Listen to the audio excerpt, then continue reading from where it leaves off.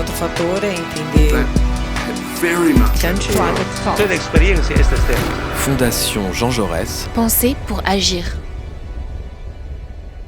La Fondation Jean Jaurès reçoit aujourd'hui Jean-Numa Ducange. Bonjour. Bonjour. Professeur des universités en histoire contemporaine à l'Université de Rouen, membre de l'Institut universitaire de France et co-directeur de la revue Actuelle Marx pour la parution de son nouvel ouvrage tiré de son habilitation à diriger des recherches intitulé « Quand la gauche pensait la nation, nationalité et socialisme à la belle époque », publié aux éditions Fayard. Deux citations qui se font écho à plus d'un siècle d'écart ouvrent cette étude. Dans la première, extraite d'une lettre du théoricien socialiste autrichien Otto Bauer au théoricien néerlandais Anton Pannekoek, datée du 26 avril 1912, on lit la chose suivante. « L'ennemi qui doit être combattu à l'heure actuelle, ce n'est pas la négation abusive, mais l'affirmation abusive du fait national. C'est contre elle que nous devons faire front. C'est pourquoi je souhaite, dit-il, concentrer toutes les forces contre les tendances nationalistes au sein du parti. » La seconde citation, extraite d'un reportage de Thomas Wider à Chemnitz, ex-Karl Marx Stadt, est-il précisé, en Allemagne, au moment des émeutes anti-migrants en 2018, laisse entendre un manifestant d'extrême droite qui affirme, je cite, « Marx, c'est du passé, les nations sont de retour ». Alors, première question, ces deux citations, placées en exergue, ancrent irrémédiablement cette étude dans le présent. Mais précisément, si, comme l'indique le titre de l'ouvrage, la gauche pensait autrefois la nation, est-ce à dire qu'elle ne la pense plus aujourd'hui? Et, question corollaire, qu'est-il arrivé à l'internationalisme de jadis? Mon point de départ, comme vous venez de le rappeler, était de partir d'une thématique présente qui est qu'est-ce que l'on doit faire encore de la nation? Est-ce un cadre politique pertinent pour penser les alternatives? Et à partir de là, en historien, je me suis tourné vers les débats historiques autour de la question des nations et du nationalisme. Ils sont très larges, on sait qu'un certain nombre d'ouvrages sont revenus sur cette question récemment, je pense à l'ouvrage de Pascal Horry qui est apparu il y a quelques mois. Donc la preuve que la thématique est dans l'air. Cet ouvrage, qui est un projet sur plusieurs années, visait d'abord à une chose. Aujourd'hui, il n'y a pas véritablement de pensée spécifique, socialiste, social-démocrate, communiste, de gauche, appelez-la comme vous voulez, sur les questions nationales. Il y a toute une série de débats, parfois un peu caricaturaux, sur ceux qui sont du côté de la nation, ceux qui sont du côté des structures supranationales. Et moi, j'ai voulu revenir sur la façon dont s'est posé le problème, pour la première fois historiquement, en gros dans le dernier quart du XIXe siècle, quand les partis se réclamant du socialisme sont devenus suffisamment gros et suffisamment importants pour être confrontés pour la première fois concrètement à la question de la nation. Évidemment, en corollaire de cela, c'est que toute une série de nations en Europe s'affirment à ce moment-là. J'ai pris le cas allemand parce que je le connaissais bien, et plus largement le cas des germanophones. On y reviendra. Pourquoi? Parce que c'est des nations qui s'affirment à ce moment-là. La nation allemande, de façon contemporaine, évidemment, c'est celle de 1871. Donc, ça m'a paru intéressant de voir comment les socialistes avaient réagi à tout cela. Et ils ont réagi de la manière suivante. Pendant longtemps, pendant des décennies dans le mouvement socialiste, on essayait toujours, parallèlement à l'élaboration de revendications politiques immédiates, de penser la question. Ce n'est pas pour dire que les gens n'ont plus pensé après, c'est qu'on essaye de théoriser la chose en revenant sur l'histoire, en revenant sur les conditions actuelles.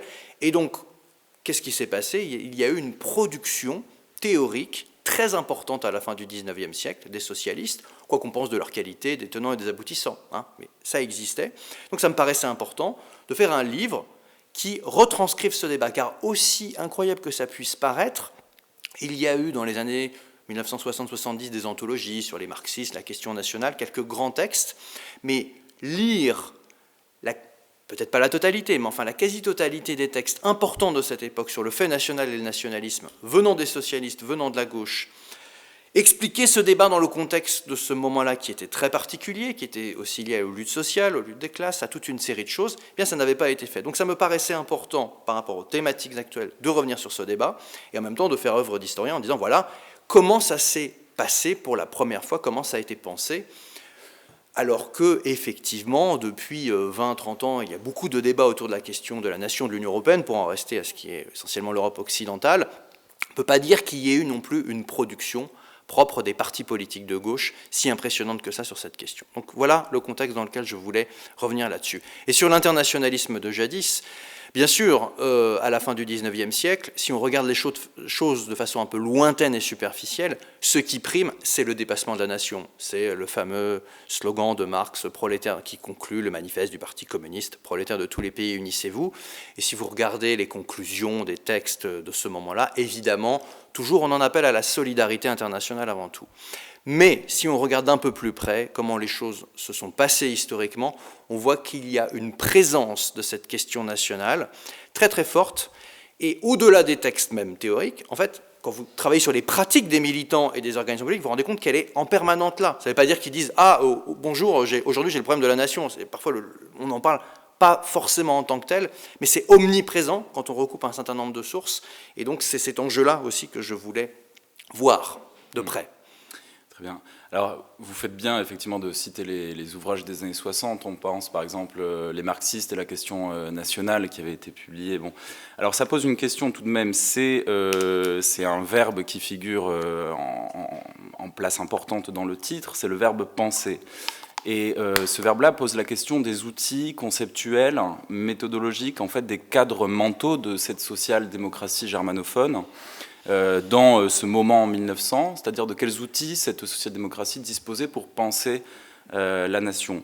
En quoi ces outils ont-ils pu déterminer l'analyse de la nation et peut-être aussi, comme l'écrivait Otto Bauer, déterminer une certaine tendance de la gauche en général à la négation du fait national. Et on pense notamment à une sorte de réductionnisme économiste, en fait, très marxien, qui tendait à dire que les nations devaient de toute façon être dépassés par le développement continu du capitalisme qui a entraîné à terme leur disparition inévitable. Ce qui est certain, c'est que la nation, au départ, pour beaucoup de socialistes, après les révolutions de 1848, est pensée comme quelque chose, je dirais, de relativement tactique. C'est-à-dire qu'ils ne nient pas en tant que tel l'existence des nations. D'ailleurs, un certain nombre d'entre eux se battent pour leur existence, puisqu'elle n'existe pas formellement. Encore une fois, le cas de l'Allemagne en 1848 parmi d'autres. Donc, ils y pensent, ils y travaillent. Simplement, le pari historique, pendant longtemps, jusqu'à temps qu'un certain nombre de gens se posent les questions à la fin du 19e, était, en gros, malgré tout, le capitalisme, ce qu'on appellerait aujourd'hui la mondialisation, le début de la mondialisation, a tendance à faire sauter les frontières de plus en plus, a tendance à fluidifier, malgré tout, les circulations de marchandises, voire des hommes et des êtres humains. Donc, on ne va pas, s'opposer à ce mouvement-là, puisque ce mouvement-là a tendance tout simplement à nous faciliter la tâche, puisqu'il lie les travailleurs les uns et les autres, de Paris à Moscou, parce qu'ils pensent quand même longtemps, mais pas uniquement en termes d'Europe occidentale, donc on ne va pas s'opposer à cela. Il y a donc l'idée aussi, parce quand on pense à la gauche et à la nation, on pense à l'autodétermination des peuples, à l'idée selon laquelle il faut donner un État à tous les peuples et à toutes les minorités qu'ils demandent. En fait, le cadre mental de beaucoup de socialistes pendant longtemps, c'est de dire quoi ? Il existe des empires assez larges, l'empire austro-hongrois, l'empire allemand, voire l'empire russe. Bien sûr qu'il y a des oppressions d'un certain nombre de peuples, donc il faut remédier à cela. Mais globalement, plus les structures sont grandes, moins il y a de frontières, plus les choses se passeront au mieux. Je caricature un peu, mais enfin certains de l'époque pensent vraiment cela, avec un optimisme d'ailleurs absolument très clair, incontestable. Et voilà. D'autres vont plus loin, c'est le cas d'Engels et d'un certain nombre de penseurs allemands à leur suite. D'ailleurs, certains vont revenir en arrière ensuite, mais au départ, ils disent quoi ? Ils disent finalement, on a un certain nombre de grandes langues, de grandes cultures, comme la langue allemande, la culture allemande. Évidemment, quand on dit ça aujourd'hui, on pense toujours à ce qui va se passer ensuite au XXe siècle, mais mettons-nous dans le cadre de l'avant-première guerre mondiale, et beaucoup pensaient que oui, le mouvement ouvrier étant le plus fort en Allemagne, les germanophones ont une sorte de droit à montrer la voie, donc pourquoi voulez-vous absolument que les petits peuples, entre guillemets, comme les Tchèques, les Slovaques et bien d'autres dans les empires allemands et austro-hongrois, aient leurs propres droits, leur propre communauté, ça ne rime pas à grand-chose, autant s'assimiler. Donc ces problématiques-là d'assimilation, intégration et de nation sont très présentes. Là encore, ils ne disent pas forcément toujours ces mots-là, ils font parfois attention à ce qu'ils disent, ils font de la politique, donc il faut toujours satisfaire telle ou telle tendance dans un congrès, telle ou telle individualité qui a prononcé tel ou tel discours, bien sûr, mais globalement, ces problématiques-là sont très présentes. Effectivement, pendant longtemps, on pense que les choses vont non pas se résoudre par elles-mêmes par le développement du capitalisme uniquement, mais que globalement, la voie va être progressivement libre. D'où le fait que pendant longtemps, ça fait partie des questions de la nation qui n'étaient effectivement pas tellement pensées. On se disait que oui, bon, on va ajuster, on va demander par exemple l'indépendance de la Pologne, parce que l'indépendance de la Pologne, ça va troubler l'empire tsariste à l'époque, ça va troubler l'empire allemand, l'empire austro-hongrois. C'est une mesure un peu tactique. Mais progressivement, les choses vont changer au vu des affirmations nationales fin 19e, début 20e.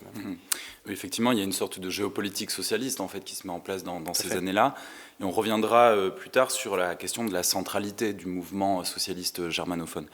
Juste avant, donc vous avez mentionné l'idée de nation comme objet tactique au sein des débats socialistes. Et à ce sujet, l'étude que vous avez proposée consacre tout un chapitre à la construction d'une histoire populaire et nationale par les social-démocraties germanophones. Or, dans un espace comme l'Allemagne, fortement marqué par l'historicisme romantique de Herder, puis de Ranke ou de Droysen, qu'impliquait la construction d'une telle histoire populaire et nationale? On sait aujourd'hui que le terme d'histoire populaire revient à la surface. Mais bon, quelles étaient ses sources, ses finalités? En quoi l'histoire nationale et populaire des social-démocraties s'écartait-elle d'un récit national dominant? Et, exemple concret, comment l'appropriation social-démocrate de la figure de Schiller, figure centrale dans la culture germanophone, a-t-elle pu servir à un tel projet? Alors oui, j'ai beaucoup travaillé sur la question de cette histoire populaire, ça me paraissait important. Bon, d'abord parce qu'effectivement, il y a un petit peu une mode, il faut bien le dire, depuis Howard Zinn, l'histoire populaire des États-Unis. Il y a eu 2 déclinaisons françaises récentes, donc Michel Zancarini-Fournel et Gérard Noiriel, qui ont tous les deux publié à peu près au moment une histoire populaire de la France. Donc en travaillant sur cet objet, ce sujet, j'ai croisé assez vite cette histoire d'histoire populaire, qui là aussi, dans le monde germanophone, au début, est très compliqué à employer, parce que la Volksgeschichte, donc l'histoire du peuple, l'histoire populaire en allemand, c'est un terme qui a été extrêmement utilisé par les nazis au XXe siècle pour dire qu'il faut revenir à l'histoire du peuple, mais dans un sens populaire nazi, un Völkisch, comme on dit en allemand. Donc, l'histoire populaire en Allemagne, par exemple, est un genre beaucoup moins développé pour ces raisons-là. Pour autant, et c'est là où ça a un intérêt, qui à gauche, dans le mouvement socialiste, dans ses différentes tendances à la fin du XIXe siècle, a pour la première fois finalement essayé d'écrire une histoire populaire, c'est-à-dire une histoire par en bas. Alors on pense beaucoup dans l'historiographie à E.P. Thompson, tout ça, mais ça c'est l'historiographie de la seconde moitié du XXe siècle. Moi j'ai essayé de voir de manière assez pragmatique, et pour ne pas en rester justement juste au débat théorique sur la nation, mais pour voir est-ce que ces débats sur la nation ont un équivalent, un minimum, dans le milieu social-démocrate, qui est très développé. Ça regroupe quand même des centaines de milliers de personnes au début du XXe siècle. Et donc je me suis emparé de cette question-là. Qu'ont-ils fait de la nation au sens de l'histoire nationale? Est-ce qu'ils s'approprient les symboles nationaux? Parce que quand on est en Allemagne bismarckienne ou post-bismarckienne, ou dans l'Empire austro-hongrois, dans sa partie autrichienne, à plus forte raison sur sa partie hongroise, même si je ne maîtrise pas le hongrois, donc c'était plus difficile au niveau des sources.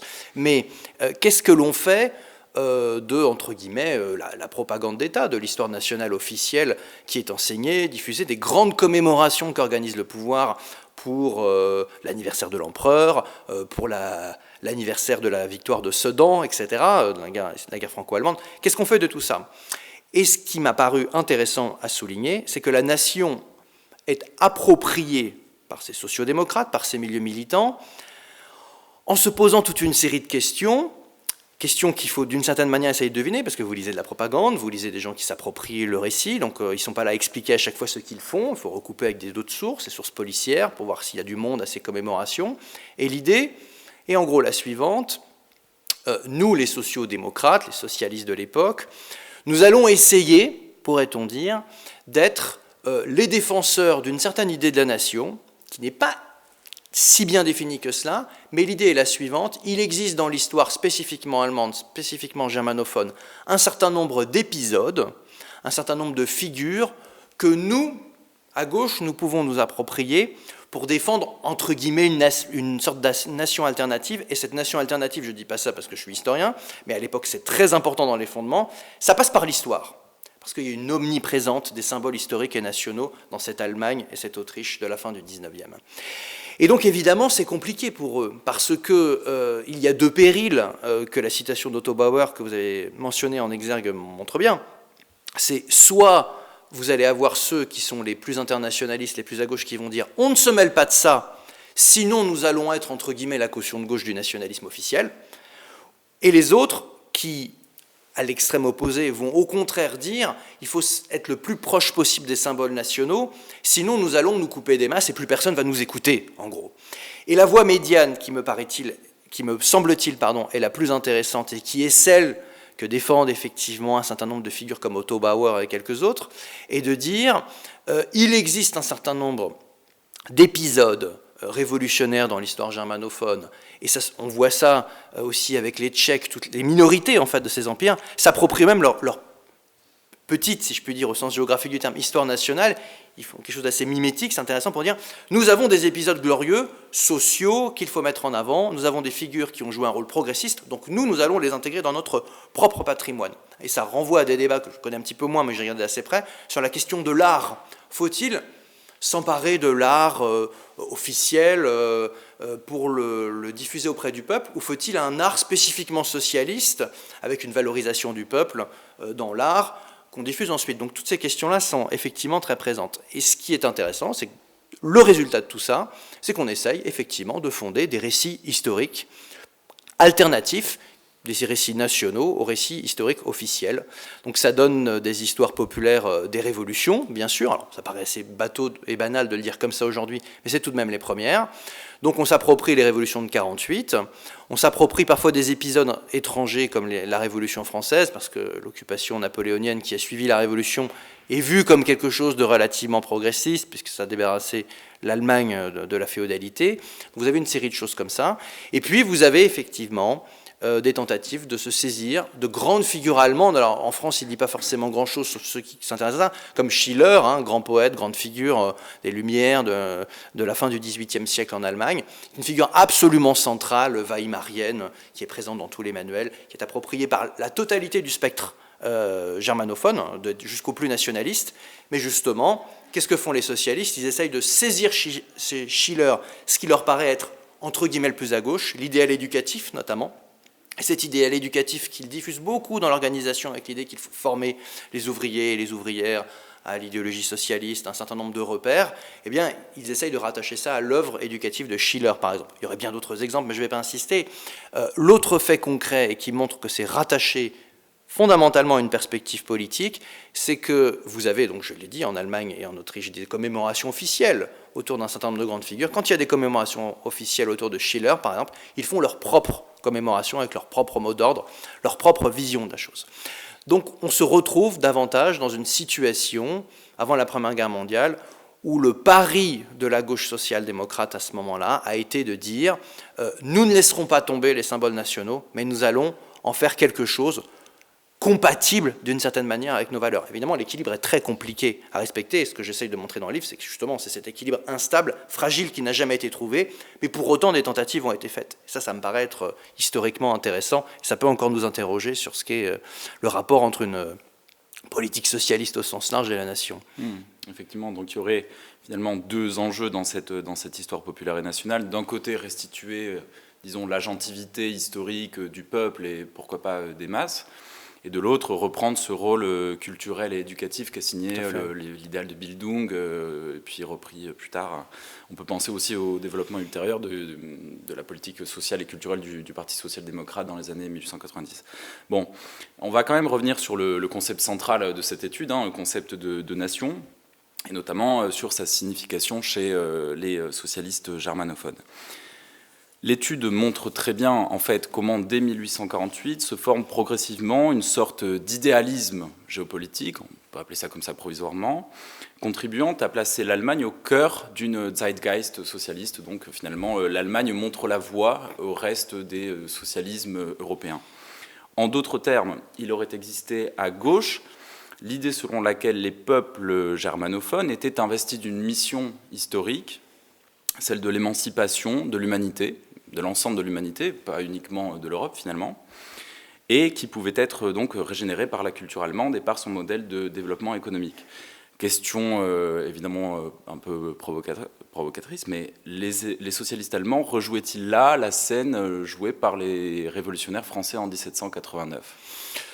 Bon, tous les penseurs socialistes de la seconde moitié du 19e sont globalement imprégnés de l'idée hegelienne très répandue en réalité, hein, selon laquelle il existe des grands moments historiques qui s'incarnent dans certains peuples à un moment donné. Alors évidemment, dit comme ça, aujourd'hui, on a l'impression qu'on justifie, comment dirais-je, toutes les atrocités qui ont pu être menées au nom de certains peuples qui se pensaient comme supérieurs dans l'histoire.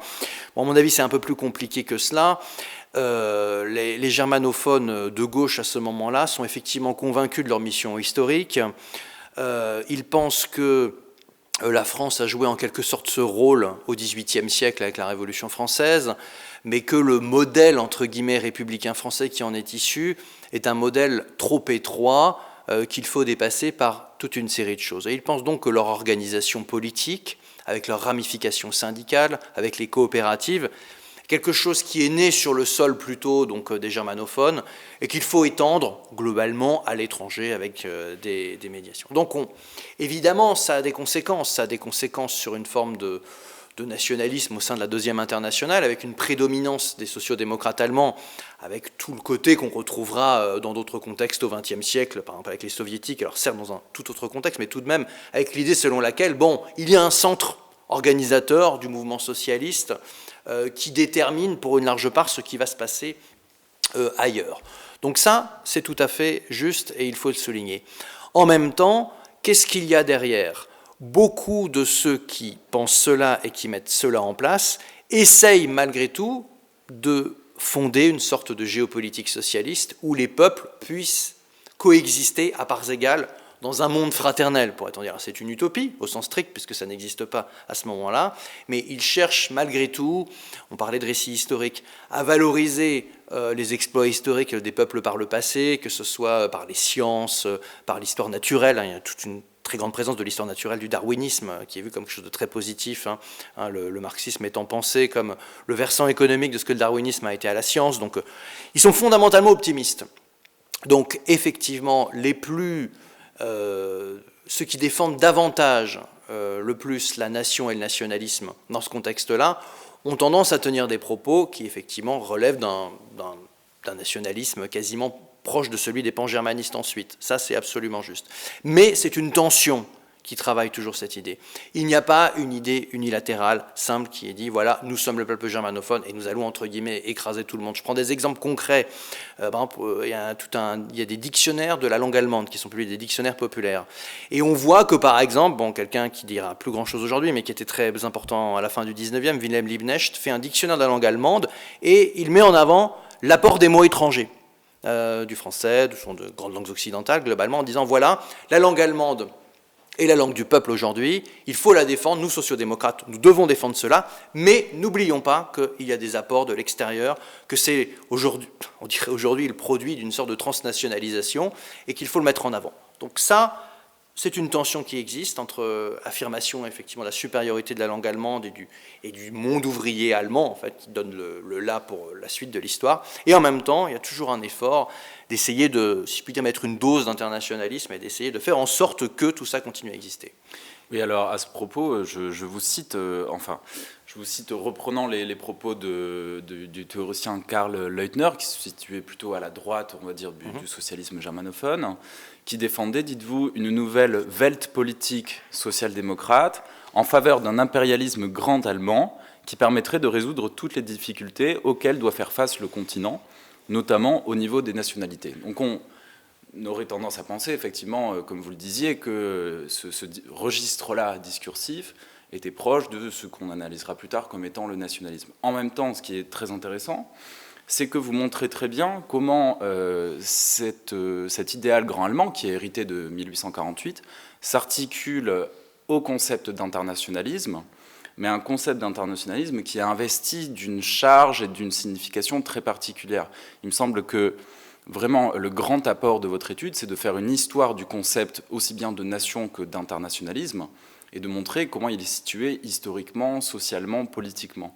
Alors, est-ce que vous pourriez revenir en quelques mots sur cette articulation spécifique à la social-démocratie germanophone entre nation et internationalisme, et comment les significations qui sont investies dans ces deux concepts parviennent à s'articuler justement dans cette sorte de mission historique en fait, du socialisme allemand. Alors l'articulation entre nation et internationalisme, c'est évidemment le grand thème du livre, c'était relativement attendu, puisqu'on sait que c'est une des tensions majeures qui traversent l'histoire de la gauche. Ce qui m'a semblé important de montrer, une fois les recherches faites, une fois les textes lus, les archives consultées, avoir mis tout ça, si je peux dire, un peu en musique, il y a une idée qui est très fréquente dans les synthèses, mais enfin quand on fait une synthèse il faut bien aller à l'essentiel, mais quelque chose qui me paraît relativement contestable, qui est de dire il existe dans l'histoire de la gauche, du mouvement ouvrier, du mouvement socialiste, une première période plutôt très internationaliste, faite de plein de circulations, donc plutôt la première internationale, puis une période de nationalisation progressive des organisations, et donc évidemment l'internationalisme, entre guillemets, décroît, et la nation, si je puis dire, montre, si on faisait deux courbes, de façon un peu schématique, on voit très bien à quoi on aboutit. Alors, il y a une part de vérité dans tout cela, ne serait-ce que, vu ce qui se passe en 1914 et la Première Guerre, évidemment, on se doute bien que la nation et une forme de nationalisme a, si je puis dire, contaminé les organisations socialistes.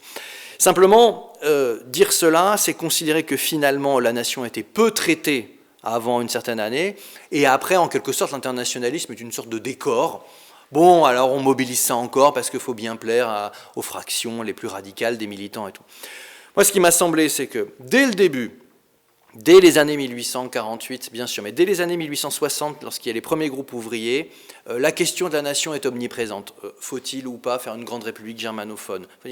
Quand vous prenez certains congrès de ce moment-là, vous voyez que la question de la nation n'est pas moins présente que la question sociale, voire même qu'elle passe avant. Elle est moins théorisée, moins évoquée parce que c'est gênant, parce que c'est compliqué, mais fondamentalement, elle n'est pas plus absente. A l'inverse, si vous prenez une chronologie large, vous voyez que, par exemple, au début du XXe siècle, et plus encore après la première révolution russe de 1905, la révolution constitutionnelle iranienne en 1906, les jeunes Turcs en 1908, les révolutions ne se passent pas en Europe occidentale comme ça avait été prévu. Et quelles sont, à ce moment-là, les réactions des partis occidentaux ? On peut toujours dire qu'ils ne sont pas à la hauteur, parce qu'après, il y aura d'autres choses, il y aura la décolonisation. Bien sûr, on peut écrire l'histoire de ce moment-là en fonction des événements d'un demi-siècle après. Mais prenons les choses un petit peu dans leur contexte. Et qu'est-ce que l'on voit à ce moment-là ? Eh bien, on voit qu'il y a des moments internationalistes qui ressurgissent alors même que les partis sont beaucoup plus intégrés, beaucoup plus nationalisés. Et on voit qu'à ce moment-là, l'internationalisme revient réellement. Si vous regardez les campagnes électorales, les tracts qui sont diffusés, alors il y a des revers électoraux, mais ils ne sont pas uniquement imputables à cela, on voit que la rhétorique internationaliste, et on voit même à travers des rapports de police dans les bistrots allemands, que les questions internationales, évidemment, vous n'allez pas trouver des grandes élaborations théoriques dans les rapports de police qui vous rapportent donc les discussions entre ouvriers social-démocrates sur les questions internationales. Mais on voit qu'il y a des réflexes de solidarité, des mots de solidarité à l'égard des peuples, même extra-européens. Donc il n'y a pas de schéma consistant à dire on part d'un internationalisme originel de la gauche, puis après vous comprenez, ils sont de plus en plus intégrés, nationalisés, donc le nationalisme l'emporte. Non, je pense qu'il y a une tension dès le début, et que cette tension revient avec des moments plus ou moins forts. Je ne vais pas faire du pourcentage de nation et d'internationalisme, mais en tout cas, ce qui est sûr, c'est qu'il n'y a pas une continuité aussi simple que ce qui est habituellement pensé. Et l'histoire du XXe siècle, à laquelle je m'attaque un peu moins, même si je vais jusqu'au début des années 1920, montre ça, à mon avis, dans une certaine mesure également. Et c'était important, je crois, de revenir aux sources et de bien décrypter cela, pour éviter le schématisme de part et d'autre. Alors bien évidemment, on pense aussi en complément à l'étude de Nicolas Delalande sur l'internationalisme et un certain maintien des pratiques au-delà de la césure habituelle de 1871-89. Bon.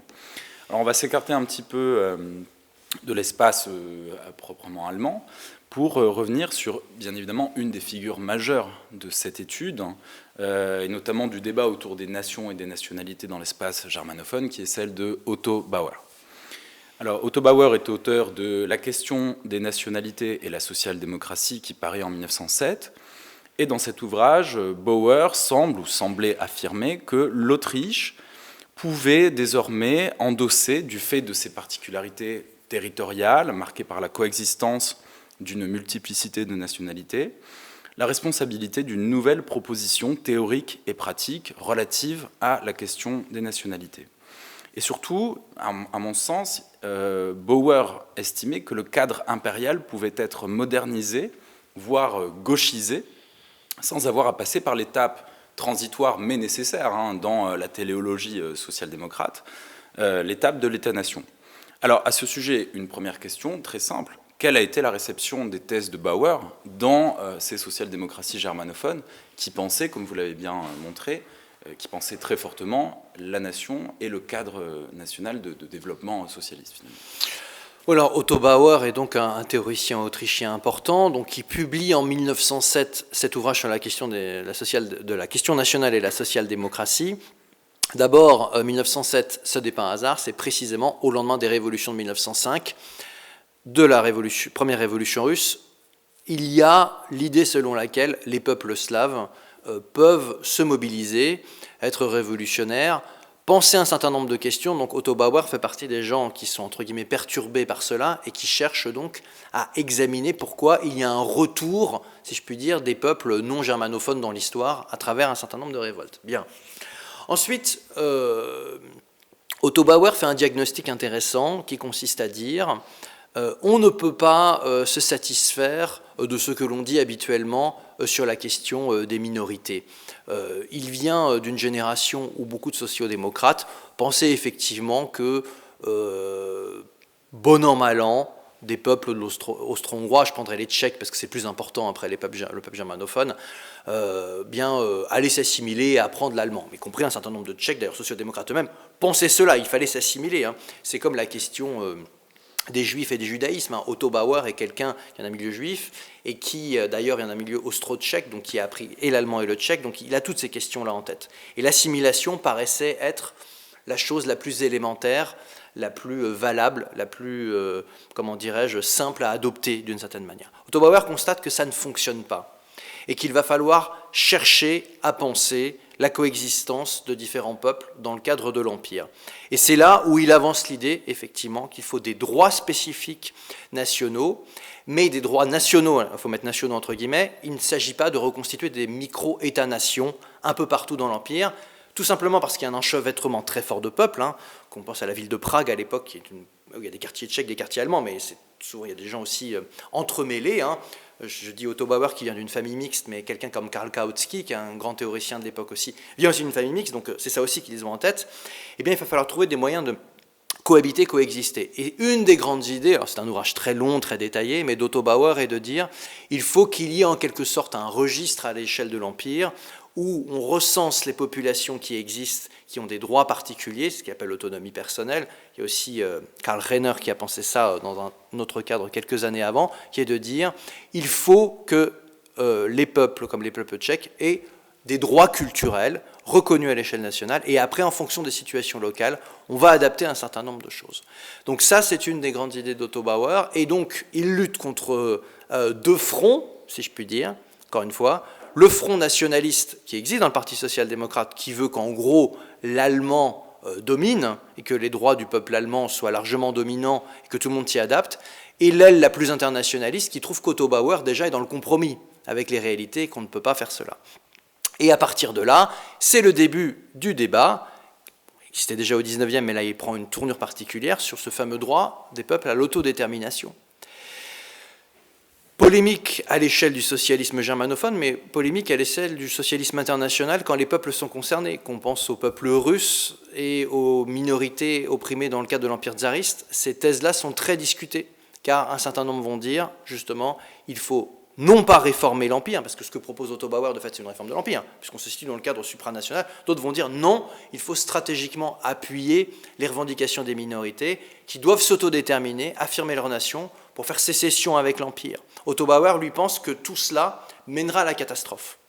En gros, ce qu'on a l'habitude de désigner, nous, comme la balkanisation, un mot un peu malheureux, mais qui vient de l'histoire des Balkans, lui, Otto Bauer dit, si on ne fait pas attention à ces questions-là, si on ne garde pas des structures supranationales, entre guillemets, comme l'Empire, qu'il faut certes réformer, mais tout de même, eh bien on aboutira à la catastrophe au vu du degré d'enchevêtrement des peuples qui existe en Europe centrale et orientale, dans la Mitteleuropa, comme on dit parfois. Alors effectivement, on peut mentionner aussi en passant des différences organisationnelles importantes au niveau socialiste ou syndical entre la Russie et l'Autriche. Pensons aux Juifs, qui en Russie sont organisés notamment autour de Vilnius dans le Bund. Réalité organisationnelle qui n'a absolument rien à voir avec l'assimilation d'une partie des Juifs autrichiens ou allemands au sein de la social-démocratie. Alors, bon, vous avez effectivement très bien montré comment ces thèses de Bauer, publiées en 1907, sont en très grande partie redevables du tournant qui s'effectue entre, disons, 1905 et 1908, avec la révolution russe de 1905, la révolution constitutionnelle iranienne de 1906, et puis la révolution jeune turque en 1908, événements qui, finalement, chacun à leur façon, tentent à décaler les conceptions socialistes de la nation. Marx avait montré un certain intérêt, il me semble, à la fin de ses écrits pour la Russie, notamment, il envisageait le maintien des communautés paysannes traditionnelles, le MIR, je crois, en montrant que cela pouvait constituer une base au communisme à venir, sans forcément passer par la désagrégation de ces communautés paysannes dans un cadre capitaliste. De la même façon, en Russie, l'héritage slavophile de certains socialistes, Tolstoï, ou bon, pour les conservateurs, on peut penser à Konstantin Leontiev, qui a une rupture radicale en fait avec les idéaux occidentaux, on va dire, pouvait viser au maintien de certaines traditions dans une organisation socialiste russe à venir, sans avoir, encore une fois, à passer nécessairement par la destruction de ces traditions dans un cadre national et capitaliste. On lit aussi, dans le même ordre d'idées, avec un très grand intérêt, les thèses de Rakowski, qui sont publiées en 1908, dont l'objectif était, je cite, d'éviter ce qui est passé depuis dans le vocabulaire français courant, c'est-à-dire la balkanisation, et lui envisageait, je cite, d'encourager un mouvement panslave démocratique qui puisse faire coexister les peuples d'Europe centrale par-delà leur division. C'était son projet de fédération démocratique balkanique. Donc, d'une certaine manière, Rakowski proposait un modèle d'organisation territoriale socialiste non nationale, et se pose aussi la question de savoir si ces modèles-là, le modèle socialiste russe ou le modèle de fédération démocratique balkanique, étaient aussi non occidentaux. Donc, vous voyez à peu près où je veux amener la question. C'est-à-dire, en d'autres termes, il me semble bien que les questions que se pose le socialisme d'avant 1914 sont finalement très actuelles au regard des débats récents autour des études subalternes ou postcoloniales, notamment en ce qui concerne la question de l'universalité du cadre politique national, premièrement, et de l'universalité du modèle socialiste dont on peut estimer qu'il a été forgé en Europe occidentale, dans une Europe occidentale en cours de nationalisation, etc. Donc, qu'est-ce que vous pensez déjà de cette mise en miroir de deux époques? Et qu'est-ce que, éventuellement, les réflexions de Bauer comme de Rakowski peuvent nous apporter aujourd'hui pour, aider notre perception, notre compréhension du fait national et du socialisme dans son rapport aux identités culturelles? Oui, alors l'intérêt effectivement de revenir sur l'œuvre de personnalités comme Bauer ou Rakowski. En plus, Rakowski est la charnière de plusieurs mondes, un roumain mais bulgare naturalisé, enfin, donc il connaît très bien ces problématiques nationalitaires. Bon, ils sont tout simplement des dirigeants socialistes qui sont admiratifs de l'œuvre du socialisme occidental dans le dernier quart du 19e siècle, c'est-à-dire le parti, l'organisation, l'idéologie en un sens positif, et des apports propres de tout cela. Et en même temps, comme ils évoluent dans des empires qui sont à la charnière de ce qu'on appelle l'Orient, on parle beaucoup de la question d'Orient, alors c'est très large évidemment, puisque ça va jusqu'à la Chine, mais enfin, c'est une représentation qui pèse à l'époque, et de dire, étant donné que les peuples, entre guillemets, de l'Orient ne sont pas manifestement tous prêts à suivre purement et simplement les perspectives que nous avons développées jusqu'ici, à plus forte raison après 1905, quand il y a une sorte de réveil historique de ces populations, qu'est-ce que nous, socialistes, nous avons à dire par rapport à ces questions-là? Et effectivement, ça se croise avec quoi? Avec les questions coloniales, extra-européennes, compris les questions qui se posent aux socialistes français, donc, par exemple.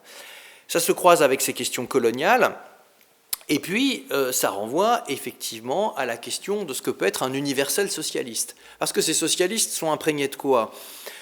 on disait, ils viennent d'une culture politique où, en gros, les partis allemands dominent la Deuxième Internationale, mais jouent le rôle que la France avait joué jusqu'ici avec son modèle républicain. Je pense que quelqu'un comme Otto Bauer, sans forcément le dire toujours explicitement, pense qu'il faut conserver ces apports-là, de l'universalité, y compris tels qu'ils ont été définis par les Français à une époque, mais que ce modèle-là est inadapté au monde où il évolue, en Europe centrale et orientale. Il ne dit pas qu'il va falloir nécessairement suivre ce qu'il dit pour l'Europe centrale et orientale, mais qu'il y a là des spécificités dont il faut tenir compte et qu'il faut définir. Ça croise aussi, entre parenthèses, un autre débat que j'ai pas tant exploré que cela, mais que j'ai évidemment mentionné, qui est le débat évidemment sur les migrations et l'immigration, bon, qui n'a pas la même ampleur qu'aujourd'hui, donc il ne faut pas se projeter dans la mais qui commence à arriver, puisqu'on parle d'internationalisation. Un des premiers partis hors d'Europe socialiste à se former, c'est le Parti socialiste argentin. Il pose la question donc, des migrations de façon très claire. Donc, vous avez toutes ces questions-là qui se posent en même temps. Et Bauer et Rakowski, qui est encore, si je puis dire, encore un peu plus à l'est de l'Europe et qui est très concerné par tout ça, pensent qu'effectivement, on ne va pas s'en sortir soit en réaffirmant l'idée qu'il faut une république unitaire, ça c'est clair, et qu'on ne peut pas non plus en sortir en disant que l'on va faire sécession, parce qu'ils ont une peur panique que les peuples qui s'affirment dans ces cadres-là, qui ont leur autonomie, qui sont prêts à reconnaître avec des droits, s'autonomisent et donc du coup quittent l'universel socialiste. Donc c'est une sorte d'équilibre qu'ils essayent de trouver, spécifique, je pense, à une partie de l'Europe. Vous savez, ces débats-là concernent assez peu les socialistes français. Ils en parlent d'ailleurs très peu parce qu'ils ne se sentent pas tellement concernés. Mais là où ça croise, par contre, leurs questions, sans que nécessairement ils se parlent les uns et les autres sur tous les sujets, c'est effectivement en miroir de la question coloniale, où qu'est-ce que le socialisme occidental a à apporter, parce qu'il résonne comme ça pendant longtemps, aux populations non occidentales. Le dernier Marx, vous l'avez signalé, se posait, si je puis dire in extremis, ces problèmes-là quelques années avant sa mort. Est-ce que des formes traditionnelles communautaires, si je puis dire, peuvent être conservées et servir de base à une perspective progressiste? Toutes ces questions-là sont très présentes et effectivement, elles recoupent des problématiques contemporaines. À la différence que les études, enfin les théoriciens socialistes de l'époque restent, me semble-t-il, toujours attachés à deux choses. D'une part, conserver l'internationalisme socialiste, donc une forme d'universel, et en même temps, se méfier, et dans le cas des Balkans, on ne peut pas dire que l'histoire malheureusement leur ait donné tort, de les affirmations de tous droits nationaux à tout prix, en toutes circonstances, parce qu'ils voient bien, et encore une fois, ce sont des gens, même personnellement, qui viennent de familles enchevêtrées. Ils ont des minorités dans leur famille. Je dis, mais si on donne des petits États, des petites nations à tout le monde, ça va produire des catastrophes. Ça, ils en sont profondément convaincus. Et la Première Guerre mondiale, d'une certaine manière, leur donne raison. On connaît les raisons du déclenchement, même s'il y en a plusieurs. Bien. Donc voilà, et je pense que tous ces théoriciens-là ont encore à nous dire dans la mesure où ils sont en proie à des difficultés majeures d'articulation de l'universel au particulier, qui effectivement nous parlent aujourd'hui. Alors il ne faut pas faire de projections trop excessives, parce que les contextes sont différents, mais tout de même, il est frappant qu'à plusieurs moments donnés de son histoire, la gauche se soit retrouvée face à ces problématiques très complexes, de ne pas, comment dirais-je, abandonner les particularités aux particularistes et de ne pas laisser l'universel, entre guillemets, l'universel bourgeois, quoi, de lui mettre un contenu social et socialiste spécifique. Mais c'est un peu la même question qu'avec l'histoire nationale. Toujours, il faut s'approprier spécifiquement l'existant pour essayer de le tourner vers la cause socialiste. Très bien. Alors, c'est effectivement intéressant que vous ayez mentionné le cas du socialisme argentin et de son rapport à l'immigration, puisque ce socialisme étant constitué pendant la seconde moitié du XIXe siècle par des immigrés italiens majoritairement, se tourne vers le syndicalisme révolutionnaire, on peut le dire, au moins jusqu'en 1902, pour ensuite adopter une position bien plus hostile à l'immigration, d'ailleurs, qui se manifeste au congrès de Stuttgart en 1907, où les Argentins, avec les Australiens et les Américains, pour des raisons assez différentes, expriment nettement leur hostilité à l'immigration. Et se pose alors la question, qui a déjà été abordée dans le livre, de cette collusion entre nationalisme et socialisme. Cette collusion, ou du moins la question de cette collusion, se pose avec grande importance en août 1914. Déclenchement de la Première Guerre mondiale, qui voit le ralliement donc, du socialisme français à l'Union sacrée, on le sait, et la participation de la social-démocratie allemande au vote des crédits de guerre. Alors, il est quand même intéressant de constater que l'historiographie ultérieure, notamment communiste, a considéré ce ralliement comme une rupture majeure, dans la mesure où il se serait agi d'une trahison aux idéaux de l'internationalisme prolétarien et de l'internationalisme radical, surtout.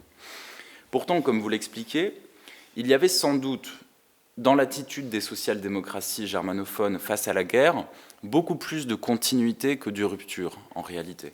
Comment expliquer ce paradoxe ? Alors, je crois que il y a une spécificité germanophone qui est à souligner. Lorsque la guerre est déclenchée du côté français, on sait, il y a toute la rhétorique républicaine nationale qui joue un grand rôle. On rejoue entre guillemets la guerre contre les Prussiens, Valmy, enfin l'imaginaire républicain peut permettre de justifier la guerre. Voilà. Mais il y a une chose qu'on dit quand même relativement peu, qui me paraît importante, c'est que la France est l'alliée de la Grande-Bretagne, donc on peut dire il y a des idéaux démocratiques communs, mais enfin la Grande-Bretagne est une monarchie, et surtout la France est l'alliée de la Russie, qui elle est considérée par les socialistes français comme le bastion de la réaction. Donc il y a cette difficulté à surmonter. De l'autre côté de la barricade, si je puis dire, enfin des fusils plus exactement, l'Empire allemand et l'Empire autrichien sont alliés. Pour beaucoup de socialistes, notamment ceux qui ont été le plus sensibilisés à l'idée qu'il faut un grand monde germanophone unifié, mais l'alliance entre les peuples germanophones de l'Empire austro-hongrois et l'Allemagne impériale est quelque chose qui est beaucoup plus naturel, si je puis dire, plus exactement, qui a été construit historiquement depuis des décennies. Donc, c'est toujours difficile à quantifier, mais l'aile la plus nationaliste des partis allemands et autrichiens de l'époque peut bien davantage s'appuyer sur le système d'alliance, en fait, géopolitique élémentaire de l'époque, que du côté franco-russe, où c'est quand même beaucoup plus compliqué du point de vue de l'universal socialiste à justifier.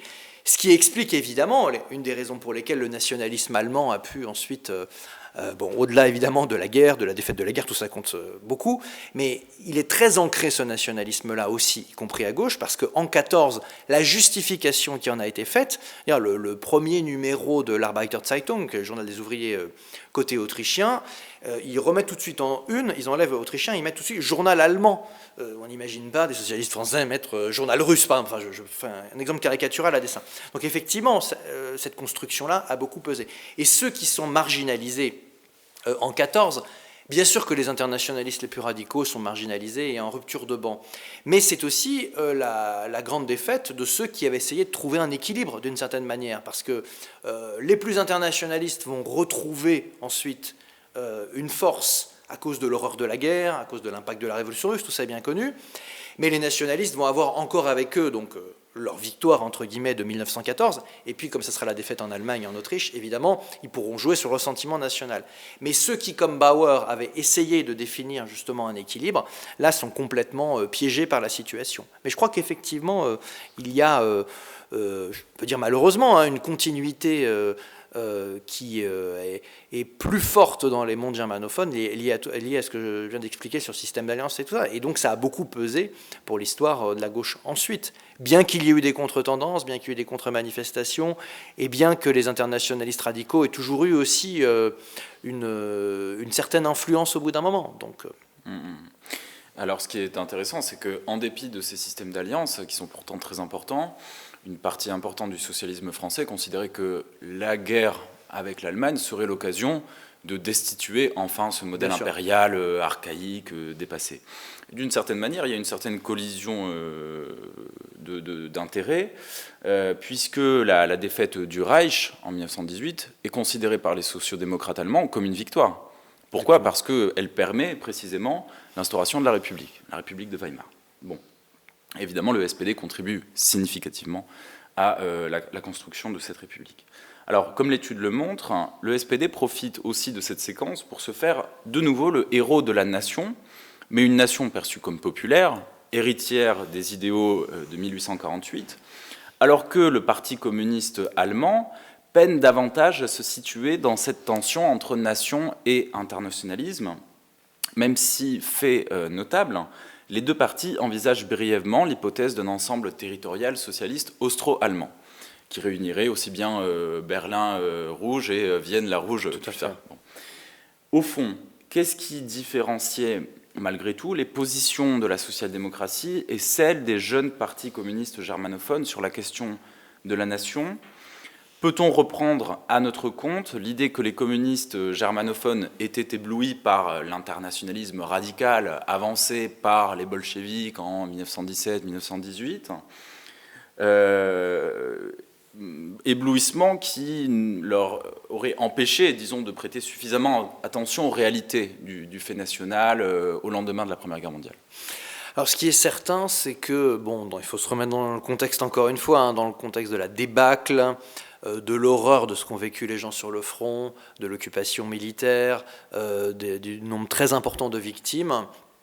La révolution russe est apparue à toute une série de militants de la gauche allemande comme une voie de sortie, radicale, et renouant en fait avec l'internationalisme des origines. Alors en fait, un internationalisme qui est un peu mythique, il se raconte un peu des histoires sur ce qu'était l'internationalisme au départ, y compris dans le monde germanophone, mais c'est un fait historique, le fait même qu'eux se racontent des histoires. Alors, c'est le problème de travailler sur l'historiographie, les textes, les reconstitutions, mais il y a une aspiration à se débarrasser, entre guillemets, du vieux monde. Il y a quelque chose qui est très difficile à comprendre d'ici, mais qui est très forte chez toute une série de penseurs, d'ailleurs d'artistes. C'est aussi pour ça que ce sera très productif intellectuellement, l'Allemagne de Weimar. C'est que beaucoup d'intellectuels de gauche allemands, je cite notamment des phrases d'Ernst Bloch qui ont été publiées récemment en français, qui sont très significatives, ils disent « La défaite est pour nous victoire ». C'est-à-dire que ça y est, l'Allemagne a été écrasée, cette vieille Allemagne impériale, on aurait aimé l'écraser nous-mêmes, si vous voulez, mais d'une certaine manière, c'est la défaite militaire qui nous a permis d'en arriver là. Donc il y a ce contexte-là. Et donc là, vous avez une minorité, parce que la social-démocratie reste très forte, elle choisit la coopération avec l'État, une minorité d'internationalistes radicaux, les plus connus sont évidemment Rosa Luxembourg et Karl Liebknecht, mais ça continue après, même cette phase de 18-19, qui considère qu'il faut en finir avec le fait national, il faut une grande république rouge traversant toute l'Europe, etc. Mais ce qui est significatif, et à mon avis ce qui est plus intéressant, une fois que ce moment internationaliste radical est passé, et avant même la stalinisation et les changements structurels affectant le mouvement communiste, très vite, les communistes allemands se posent la question de que faire avec la nation allemande. Parce que la nation allemande, finalement, il y a l'occupation militaire de la Ruhr, c'est une nation qui doit payer un lourd tribut financier. Est-ce que la nation allemande n'est-elle pas devenue une nation opprimée, ou en tout cas au moins semi-opprimée en 18 ? Auquel cas, si c'est une nation opprimée, même si on suit la rhétorique bolchevique, eh bien, on peut considérer qu'il faut la défendre d'une certaine manière parce qu'elle est avilie, abaissée, etc. Et donc, vous avez plusieurs affaires qui agitent le mouvement communiste allemand, sur lesquelles, effectivement, je termine le livre parce que c'est quelque chose d'important, notamment une affaire qui s'appelle l'affaire Schlageter, mais qu'importe le nom, qui est en fait, Schlageter est connu dans l'histoire allemande, parce que ce sera quelqu'un, un militant nationaliste qui est tué au combat pendant l'occupation à Ruhr, et qui sera mis en avant ensuite par les nazis comme un héros. Et à ce moment-là, vous avez un certain nombre de dirigeants communistes allemands qui se disent « Oui, bien sûr que Schlageter est internationaliste, nous ne sommes pas de son côté, mais est-ce qu'on peut faire abstraction de ces grandes figures sacrificielles nationales? Est-ce qu'on ne peut pas se situer dans le contexte d'une défense de la nation, parce que la nation est opprimée, la nation est une sorte de bien commun minimal, bourgeois, une étape historique, vous pouvez mettre toute la rhétorique que vous voulez, mais tout de même on ne peut pas s'en passer. Et donc il est très spectaculaire de voir dès le début des années 1920, donc en fait dès que la vague révolutionnaire a reflué, se reposer dans un contexte différent, mais tout de même un peu les mêmes questions qui avaient agité le mouvement socialiste 50 ans plus tôt. Ça revient, et je trouve que prendre à bras-le-corps cette question-là, à cette époque-là, à travers le monde germanophone, ça permet de nous comprendre une partie de l'histoire allemande, de l'histoire autrichienne, et des problèmes et des tragédies qu'il y a eu ensuite, bien sûr. Mais ça permet aussi de voir à l'épreuve des faits, à l'épreuve d'empires et de pays qui ont été instables pendant un demi-siècle,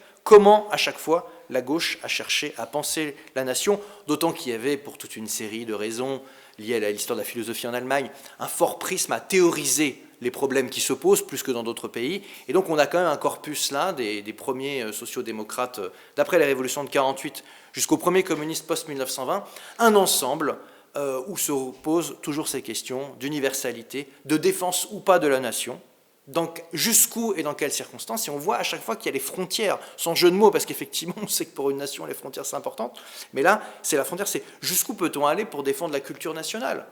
Est-ce qu'il faut un récit national ? Ils ont plutôt tous tendance à dire oui, Mais il faut en construire un alternatif. Ils ne sont pas tellement dans la déconstruction des récits existants, ils sont plutôt à dire, si vous voulez que les gens nous écoutent, que les masses, entre guillemets, nous écoutent, il faut qu'on ait une sorte de récit alternatif à leur proposer. Et c'est ça qui fondamentalement les agite. Il n'y a pas que des enjeux de récit, il n'y a pas que des enjeux d'histoire, il y a évidemment des enjeux très concrets de nationalité, mais ils essayent de penser toute cette articulation-là. Et je pense que ce corpus-là, ce moment historique-là, méritait d'être exploré pour continuer à penser la question de l'articulation justement entre gauche, nation et internationalisme. Effectivement, et puis c'est une nouvelle étape de l'histoire du socialisme et du communisme qui s'ouvre à partir des années 20 sur laquelle s'achève votre très beau livre. Merci beaucoup, Merci à vous.